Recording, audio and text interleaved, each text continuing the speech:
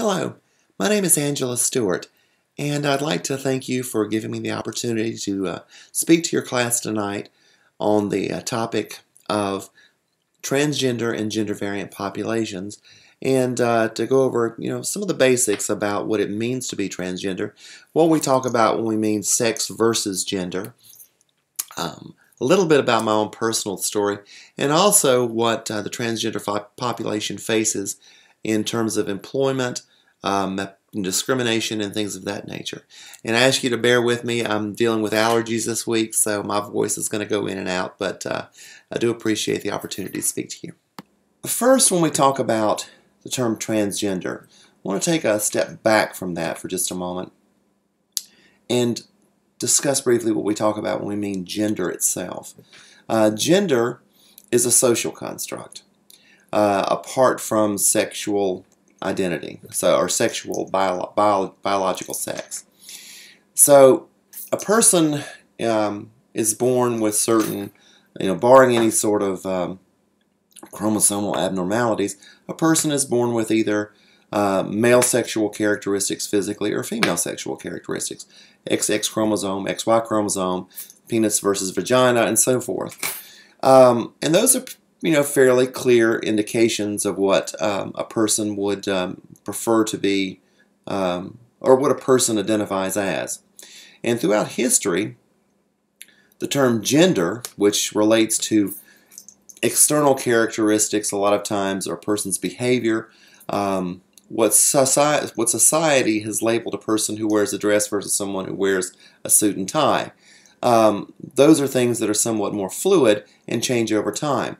That's what we speak of when we're talking about gender. But throughout history, most of the time, a person's biological sex has been considered to be concurrent with someone's gender identity. In fact, probably didn't even consider gender to even be a notion, much in the same way that the term of considering homosexuality throughout history is mostly a 19th and 20th century definition. A lot of populations in earlier times, particularly in ancient Greece, had different notions about same-sex attractions than we do today.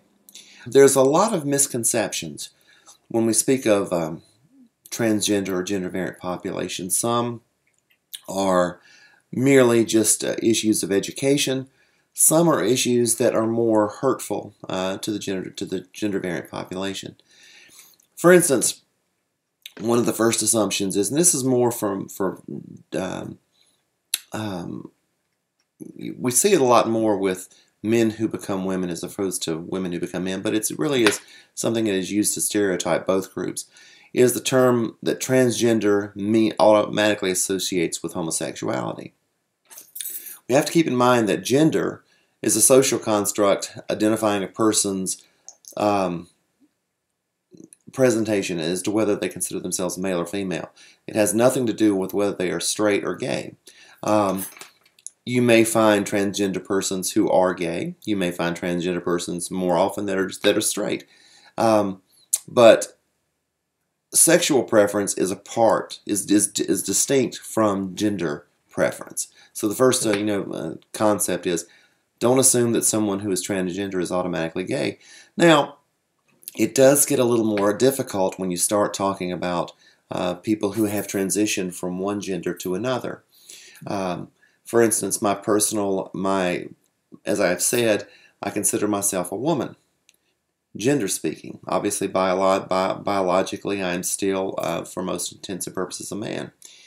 My sexual attraction is towards women. And if I were a man, that would mean I was heterosexual, pardon me. But as a female, it makes me a lesbian.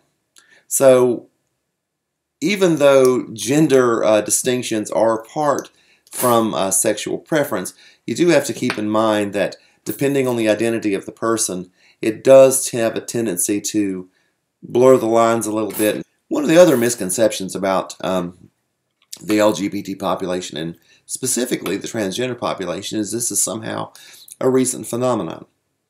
And there has been, for as long as there's been recorded human history, there have been documents about folks who were gender variant.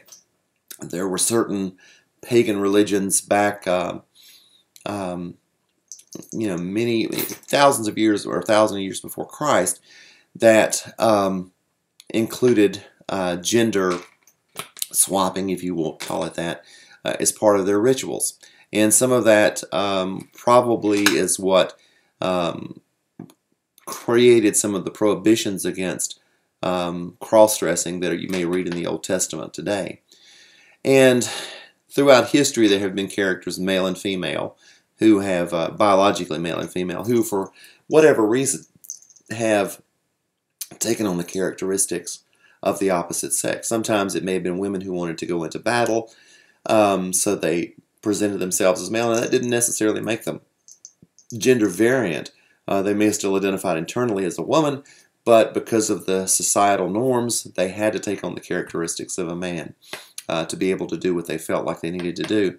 And the same with certain men who, for whatever reason at the time, presented themselves as a woman, may or may not have identified as a woman internally, but certainly presented the external or the superficial characteristics of a woman.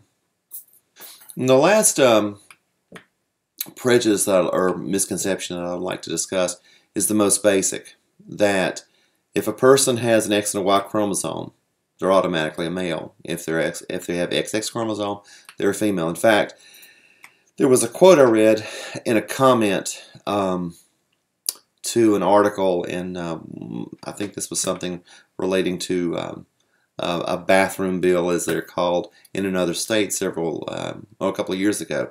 And the comment said something to the effect that as long as he has an X and Y chromosome throughout his body, he's a dude. You can change the packaging, but you can't change the DNA.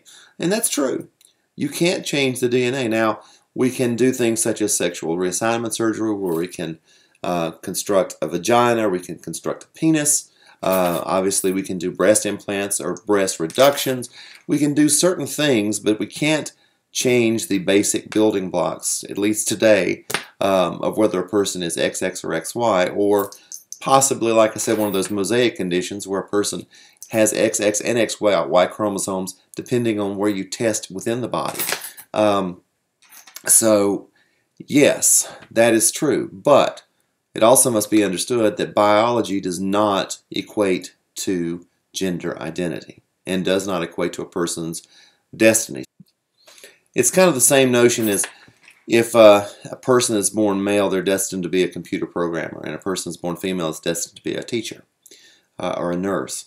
There's nothing in their biology that dictates them to be one thing or another.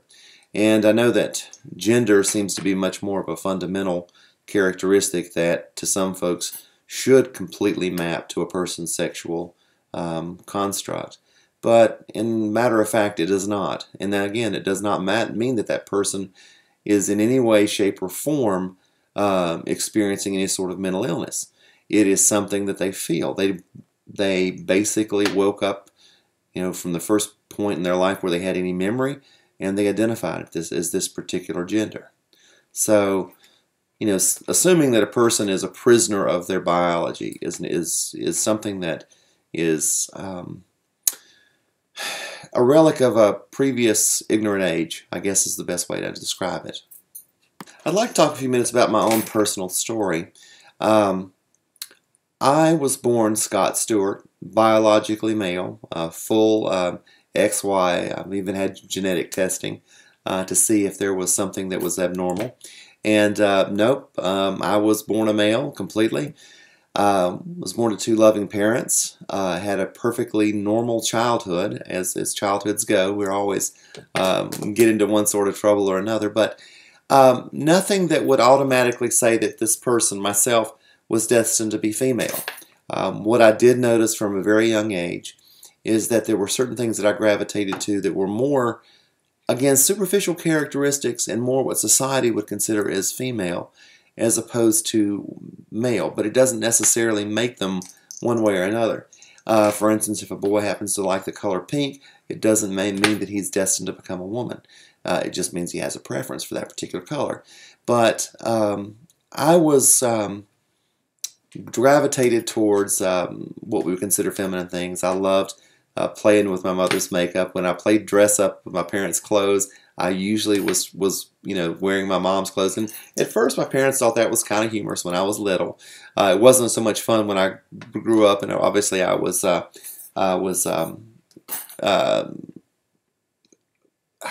discouraged from doing that sort of thing. And I wasn't really interested in sports. I was more interested in reading and crafts and things like that. Although I occasionally played football in the neighborhood and stuff like that. I was bullied as a child, but mostly because it was easy for me to cry. My emotions were very much on my sleeve, so to speak. It was very easy to make me cry. I didn't fight back in a lot of cases and things of that nature. But no one picked on me because they saw me as effeminate or homosexual or anything like that. So my story is different than some that you may read about today, where a child from the get-go was playing with Barbies, or maybe a girl was playing with going out hunting with her father and things of that nature. Again, these are things that society has labeled as male or female. Does not mean that they are male or female. In fact, there was a movement last year that got some criticism. Target department stores decided to degenderize their toys. So instead of having an aisle that said boys' toys and girls' toys, they just said toys. And this upset a lot of people because the assumption being that Target was somehow trying to make boys into girls and vice versa, which is absolutely ridiculous. A boy is going to know what he's attracted to. And, if he happens to be attracted to Barbies, does not mean that he's homosexual or transgender. More than likely, he's going to gravitate towards, in my time, G.I. Joes and things of that nature. Today, it's probably Star Wars toys and things like that. And a girl would probably be attracted to happily ever after dolls or brats or things of that nature, or maybe something totally different.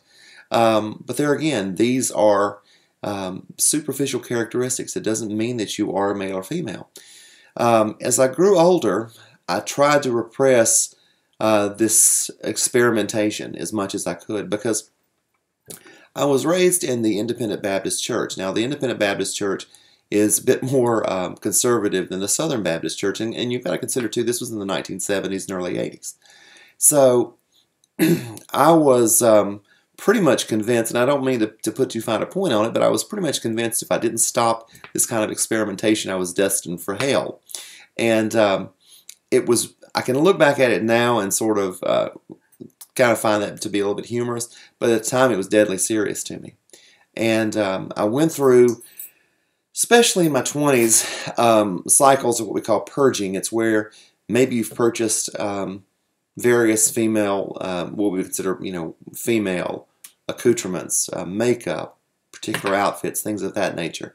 And I would purchase these things, and then I would throw them all out and, make a deal with God that I was not going to do this again. And for 30 days, I remained, quote-unquote, clean, and I was absolutely miserable.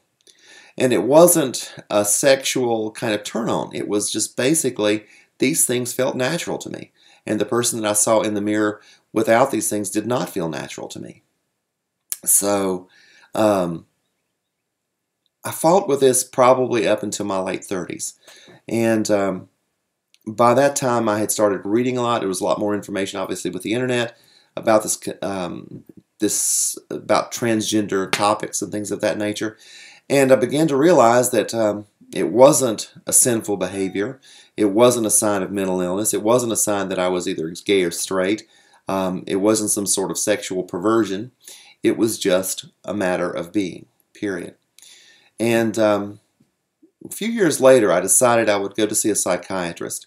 I was reaching a point at which this battle within me was actually coming out in terms of anger and rage, sometimes against organized religion, whom I thought was trying to sequester me into this male package, and also against anyone who spoke out against transgender concerns. And I realized, and a lot of my friends did as well, that it wasn't me. I wasn't this angry person. This is not the person that they had known for 30 years in some cases. and there was a lot of genuine concern expressed to me. What's going on? What's happening? And I went to talk to a psychiatrist, and over 6 sessions, even though I told her that that gender was obviously one of the things I was concerned about, she didn't bring up the term gender through any of those 6 sessions. And throughout this whole period, I was reading everything I could get my hands on to try to figure out why I was this way, and also how I could get rid of this part of myself, how I could just go back to being a quote-unquote cisgender normal person. So during this 6th session, I was getting ready to bring up yet another book that I had read about this topic, and my psychiatrist kind of just held up her hand and said, "Stop. I don't want to hear you say anything more about what you've read or why you're trying to figure this out." Like I said before, she said, "You could have been raised by squirrels, and this is who you are. You have to accept on the inside that you're female. Period. Now, that does not mean that you have to express your outward self as female, but you have to get in touch with this fact that you were female on the inside, and you're going to have to live with this the rest of your life. And you can choose to do it in a positive manner, or you can continue to do this in a negative manner and fight against it." And it was almost as if somebody had flipped a light switch on in my brain. And I realized that, yes, I do need to accept this, and guess what? I do see myself, and have always seen myself as a woman. That's been the underlying current through all my life, that the quote-unquote dirty little secret that I never wanted to accept for myself.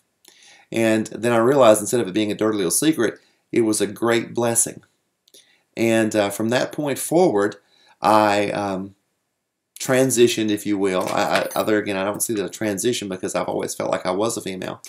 I started living as a woman full time, and it was as much of a revelation as it was to me. It was also a revelation to my friends. I had some friends that had difficulties with it, yes, because they had known me as Scott, a male, for 40 some years, but almost to a rule, all of my friends began to say, "You know what? You look a lot. You seem like a lot like your old self again. You're happy, and yes, I mean you're Angela now, and you're a woman, but you seem so much happier. You seem relaxed. You seem together." And that was kind of like the icing on the cake, that I realized this was the right decision. And I say decision, not implying that it was a choice in any way. It was a choice for me to accept it, but it was not a choice that I was a woman from the beginning. So considering some of the misperceptions that we've talked about regarding the transgender population and or gender variant persons and the wider LGBT community, obviously these populations face specific challenges when considering employment. Unfortunately, these misperceptions tend to carry over in some cases, and the number of protections that these people have to rely upon are limited. Most recently, we've seen here in North Carolina the passage of House Bill 2, which was a response to a non-discrimination ordinance that was passed by the Charlotte City Council back in February, largely preventing any sort of discrimination, employment, or housing against LGBT persons. The state legislature convened a special session in March and passed House Bill 2, which basically undoes these protections in the Charlotte ordinance, but also prevents any other municipality within North Carolina from providing same types of protections. Basically, it considers LGBT populations to be an unprotected class, such that currently any employer can fire an LGBT person for no more reason than the fact that they are lesbian, gay, bisexual, or transgender, which is obviously an unfortunate circumstance. But House Bill 2 does some other things as well. It also prevents any municipality in North Carolina from raising the minimum wage beyond what the state provides or is permitted to provide. And I think the current rate for minimum wage in North Carolina is like $7.25 an hour. So it's certainly something that that is not sufficient as a working wage, but it doesn't allow other cities to North Carolina to do anything to raise that themselves. Basically, they can provide protections up to what the state provides, which essentially for the LGBT population is none. Now, at a federal level, things are a little different. But it also, House Bill 2 also indicates that if you do pursue some sort of an employment discrimination case, you have to raise that in federal court as opposed to state court, which is much more difficult to do, sending a case to a federal court. So it effectively blocks those types of remedies as well. The aspect that's probably been getting the most attention in the news, though, about HB2 is this idea that it's a bathroom bill, which that is a portion of the legislation, but it is not the only portion of the legislation. Basically, any transgender person or gender variant person must use the bathroom that matches their biological sex, or the sex that is stated on their birth certificate. Now, I don't know about you, but I don't carry my birth certificate with me as a matter of course. So how this particular bill is going to be, or this particular law is going to be enforced, that's still much up in the air. But basically, this pertains to government institutions, including schools, universities, and things of that nature. It does not pertain to private business. However, if a private business, restaurant, what have you, decides not to provide accommodation for a gender variant person in the bathroom of their choosing, then there is no legal recourse that person has against that business. So basically, if you had someone like, for instance, let's say Laverne Cox from Orange is the New Black, and she stepped into a government building in North Carolina, she would by law be required to use the men's restroom.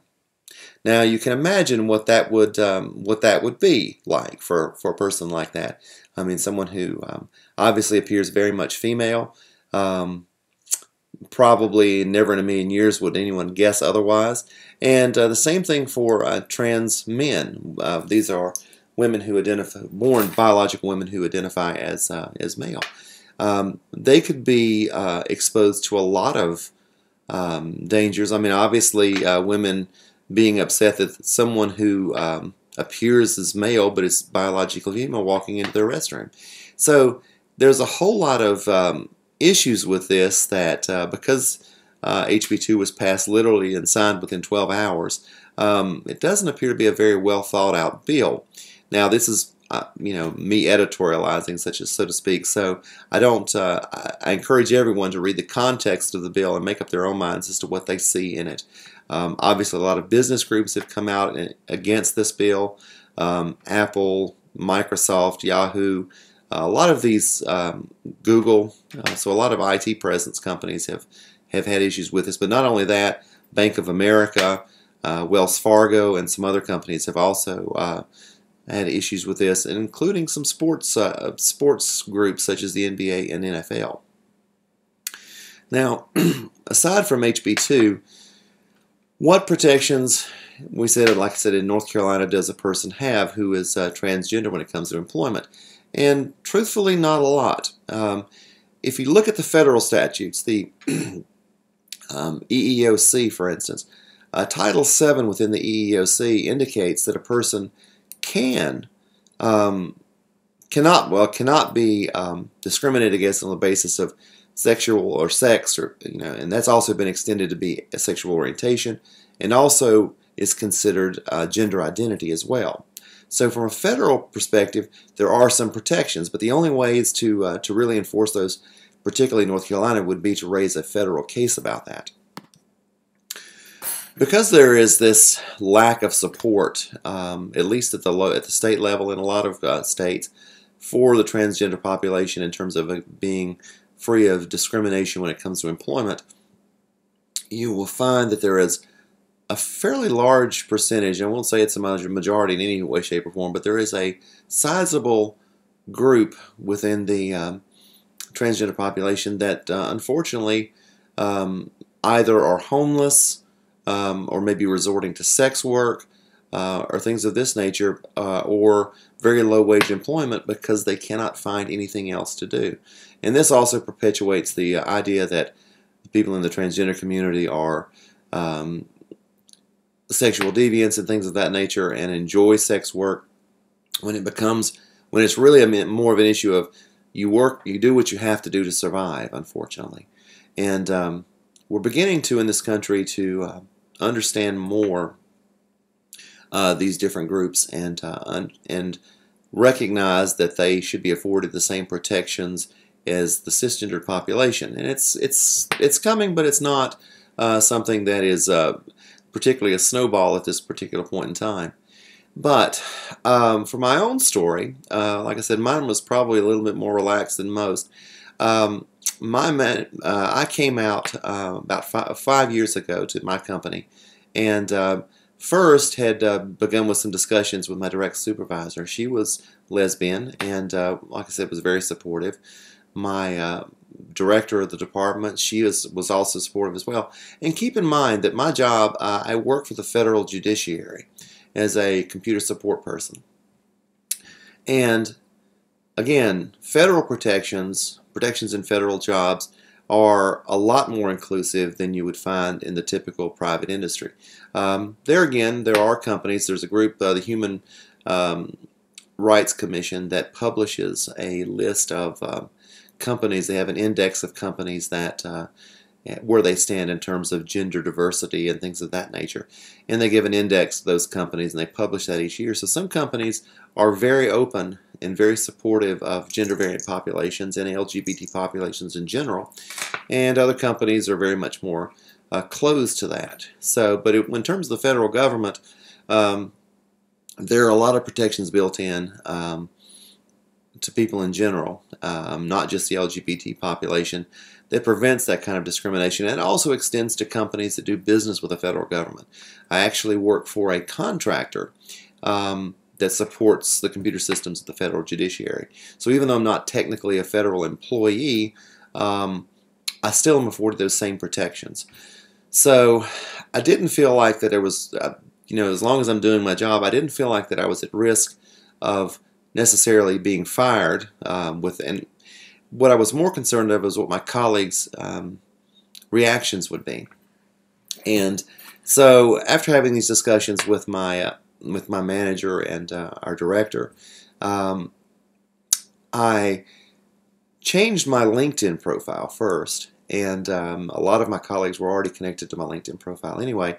And when they saw Scott Stewart become Angela Stewart and the profile picture was different, there were some questions that were asked about that, and I would gladly engage in conversation about that, and basically knowledge of my transition kind of permeated throughout the organization. And then at a Christmas party, no less, I actually presented for the first time as Angela.